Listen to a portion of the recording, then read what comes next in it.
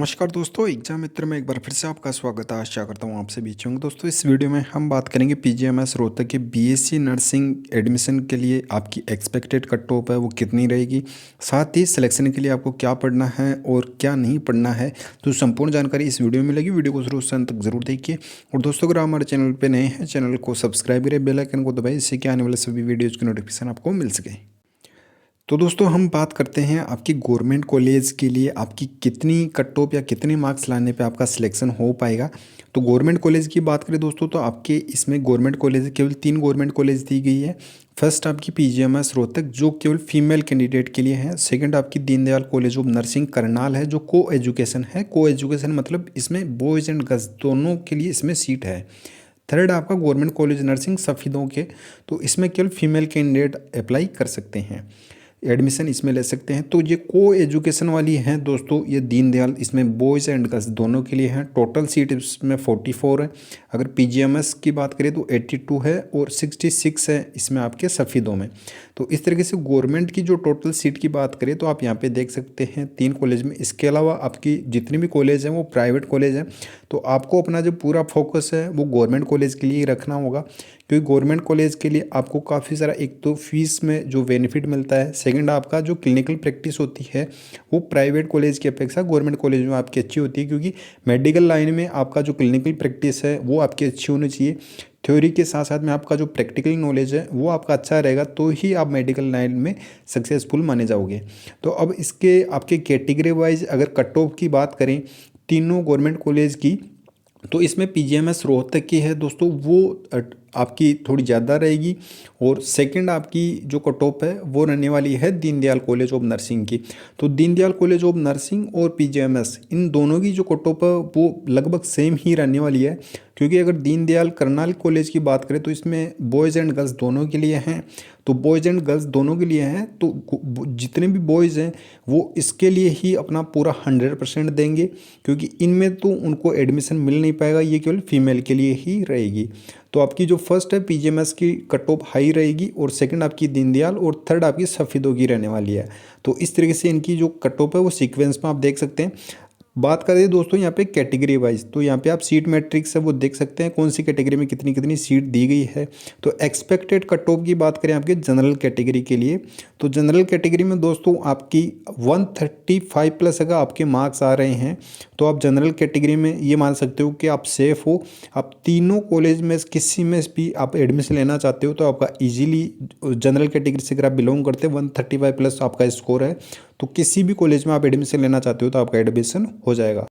अब नेक्स्ट बात करते हैं ईडब्ल्यूएस कैटेगरी की। तो ईडब्ल्यूएस कैटेगरी के लिए दोस्तों आपको तीनों कॉलेज के लिए आपका अगर 130 प्लस मार्क्स है, आपको ये सेफ स्कोर है दोस्तों। अगर आप इससे प्लस मार्क्स लाते हैं तो आप अपने आप को सेफ मान सकते हो। तो अपना जो टारगेट है वो आप इससे प्लस लेके ही चलें, क्योंकि अगर मैं 130 बता रहा हूँ तो आपके माइंड में 130 ही नहीं रहना चाहिए, इससे प्लस रहना चाहिए। अगर आप 130 ही लेकर चलोगे तो आप जो पेपर आएगा तो उस टाइम पे आप 100 स्कोर ही कर पाओगे, तो आप 100 स्कोर ही कर पाओगे। तो आपको 130 प्लस स्कोर लेके चलना है, ये एक्सपेक्टेड कट ऑफ बता रहा हूँ। तो अगर आप ईडब्ल्यूएस कैटेगरी से बिलोंग करते हैं तो अगर आपको इन तीनों कॉलेज में से किसी में भी एडमिशन चाहिए तो आपका ईडब्ल्यूएस कैटेगरी में 130 प्लस होना चाहिए। अब बात करते हैं बीसीए कैटेगरी के लिए। बीसीए कैटेगरी के लिए दोस्तों आपका 127 प्लस आपका स्कोर होना चाहिए, और बीसीबी के लिए भी आपका सेम इतना ही स्कोर होना चाहिए। 1-2 नंबर का वेरिएशन रह सकता है इसमें ऊपर नीचे। तो 127 है। अगर आप बीसीए या बीसीबी दोनों कैटेगरी से बिलोंग करते हैं तो आपका इतना स्कोर है। अगर वो आप इतना स्कोर अचीव करते हैं तो आप अपने आप को सिक्योर मान सकते हैं। अब फिजिकल हैंडीकेप की लिए बात करें दोस्तों, तो इसमें फिजिकल हैंडीकेप के लिए आपका 110 प्लस आपका मार्क्स होना चाहिए फिजिकल हैंडीकेप के लिए इसमें।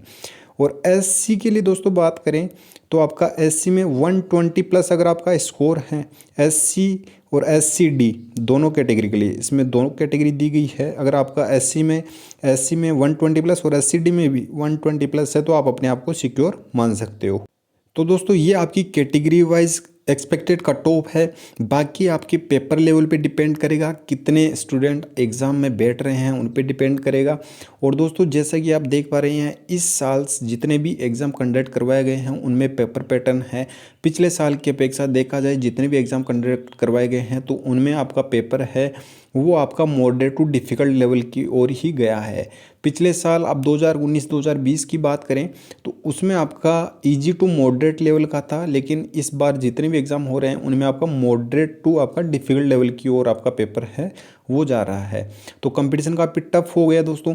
इतनी सी सीटों के लिए आप देख सकते हैं कि 82 पीजीएमएस के लिए, 44 आपकी करनाल के लिए और 66 आपकी सफेदों के लिए।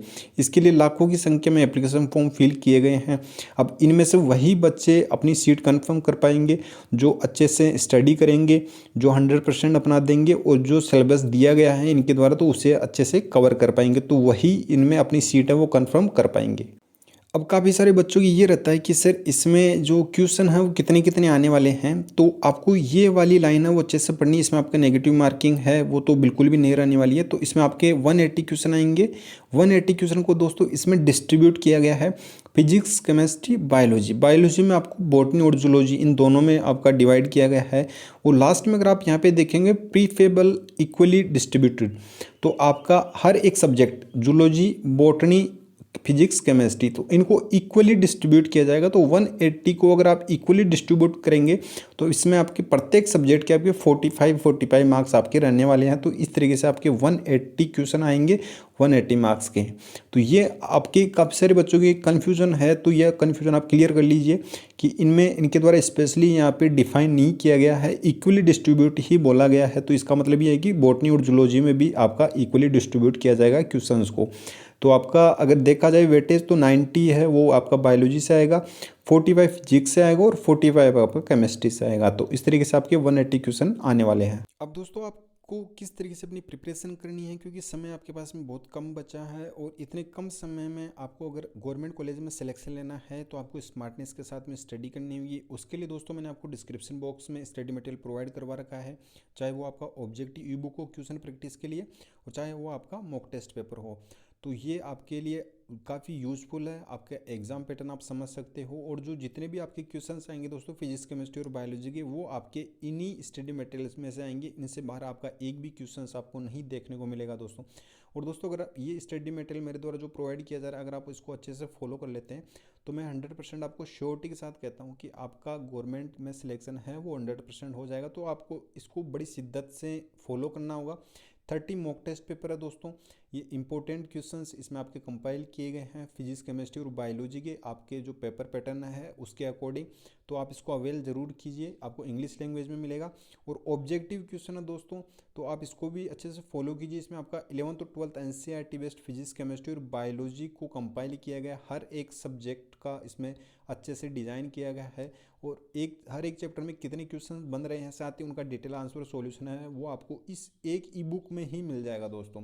तो आपको इधर उधर भटकने की आवश्यकता भी नहीं रहेगी कि आपको अलग अलग बुक्स हैं वो रीड करनी होगी। आपको इसी एक ही ई बुक में सारे के सारे आपके जो 11th 12th एनसीईआरटी बेस्ड हैं बायोलॉजी का, केमिस्ट्री का, फिजिक्स का, तीनों का आपको इस ई बुक में मिल जाएगा। ये आपको दोस्तों पेपर बैक फॉर्मेट में नहीं मिलेगी, ई बुक फॉर्मेट में ही मिलेगी। आप इसको डाउनलोड कर सकते हैं। अब इसको किस तरीके से डाउनलोड करना है दोस्तों, तो आप ये 30 मॉक टेस्ट पेपर है दोस्तों और ये ऑब्जेक्टिव ई बुक है। अगर आप ये दोनों अच्छे से फॉलो कर लेते हैं दोस्तों तो 100% आपका एक भी क्वेश्चंस है वो इनके बाहर नहीं जाने वाला है। तो आप ये दोनों अच्छे से फॉलो कीजिए। इसमें आप मॉक टेस्ट में दोस्तों आप अपना जो टाइम मैनेजमेंट, आपकी स्ट्रेंथ क्या है, वीकनेस क्या है वो समझ सकते हैं और ऑब्जेक्टिव से आपकी जो क्वेश्चन प्रैक्टिस है वो समझ सकते हैं कि आप कितने, आपका जो चैप्टर है वो कितना वीक है, आपने कितनी अच्छे से स्टडी कर रखी है वो आप इसे समझ सकते हैं और कितना स्कोर कर पा रहे हैं, ये मॉक टेस्ट है। तो ये आप ये दोनों ज़रूर अवेल कीजिए। किस तरीके से अवेल कर सकते हैं, सपोज दैट दोस्तों कि आपको 30 मॉक टेस्ट पेपर है, आपको इतनी कम प्राइस में दोस्तों कहीं भी नहीं मिलने वाले। अगर आप मार्केट से भी ट्राई करोगे या किसी भी इंस्टीट्यूट से या कोचिंग इंस्टीट्यूट से अगर ट्राई करोगे तो आपको 299 में इतनी कम कॉस्ट में और इतनी कम कॉस्ट में आपको जो 6 बुक है, 6 बुक हो गई आपकी, 3 11th की और 3 ही आपकी होगी 12th की फिजिक्स, केमिस्ट्री, बायोलॉजी। तो 6 बुक्स की आपको ऑब्जेक्टिव सारे क्वेश्चंस 299 में आपको कहीं नहीं मिलेंगे, जो एक ही जगह पे आपको मिल पा रहे हैं। और आपको 30 मॉक टेस्ट पेपर हैं ये भी आपको 299 में कहीं नहीं मिलेंगे। तो आप इनको ज़रूर अवेल कीजिए। अगर आपको गवर्नमेंट सीट कंफर्म करनी है, कोई भी डाउट, कोई भी इशू है तो मुझे कमेंट बॉक्स में पूछ सकते हैं। अब आप इसको किस तरीके से अवेल कर सकते हैं, जैसे आपको मॉक टेस्ट अवेल करने हैं, ये आपको पीडीएफ फॉर्मेट में ही मिलेंगे दोस्तों। ये मॉक टेस्ट है 193 MB की, ये पूरी आपको फाइल मिलेगी। 299 आपका इसको पेमेंट करना होगा, पेमेंट कन्फर्मेशन के बाद ही डाउनलोड कर सकते हैं। ये आपके कंप्लीट सिलेबस बेस्ड दोस्तों मॉक टेस्ट पेपर हैं। ये आपके स्पेशली PGMS रोहतक के एंट्रेंस एग्जाम के लिए ही कंपाइल किए गए हैं। तो इसके लिए आपको बाय नाउ पे क्लिक करना होगा। जैसे ही बाय नाउ पे क्लिक करेंगे दोस्तों तो आपके सामने इस तरीके से इंटरफेस आएगा। इस इंटरफेस में आपका अपना नाम फिल करना है, अपनी active email ID, phone number और नेक्स्ट पे क्लिक कर देना है। तो जैसे ही नेक्स्ट पे क्लिक करेंगे आपको पेमेंट के लिए पूछा जाएगा। आप पेमेंट पेटीएम या आप PhonePe, debit card, credit card, net banking, जो भी फॉर्मेट आपके पास में उससे आप पेमेंट कर सकते हैं। जैसे पेमेंट कंफर्म करेंगे डाउनलोड फाइल का ऑप्शन आएगा, वहाँ से डाउनलोड कर सकते हैं। अगर वहाँ से डाउनलोड नहीं करते हैं तो आपने जो अपनी ईमेल यहाँ पे फिल की है उस ईमेल पे आपको एक मेल भी जाएगा, वहाँ से डाउनलोड फाइल का ऑप्शन आएगा, वहाँ से भी आप डाउनलोड कर सकते हैं। सेम इसी प्रोसेस से दोस्तों आप ऑब्जेक्टिव ई बुक है उसको भी अवेल कर सकते हैं। अगर आपको कोई भी डाउट है तो मुझे आप इंस्टाग्राम पे फॉलो करके वहाँ से भी जानकारी ले सकते हैं। इंस्टाग्राम पे आपको इंस्टेंट रिप्लाई देखने को मिलेगा दोस्तों। तो दोस्तों ये आपकी एक्सपेक्टेड कट ऑफ थी, साथ ही आपको क्या पढ़ना है ये भी मैंने आपको इसमें डिटेल में बता दिया। तो आई होप आपके सारे डाउट हैं, सारी कन्फ्यूजन क्लियर हो गई होंगी। अगर फिर भी कोई डाउट है तो कमेंट बॉक्स में पूछ सकते हैं। वीडियो पसंद आया दोस्तों वीडियो को लाइक करें, शेयर करें। धन्यवाद। जय हिंद, जय भारत।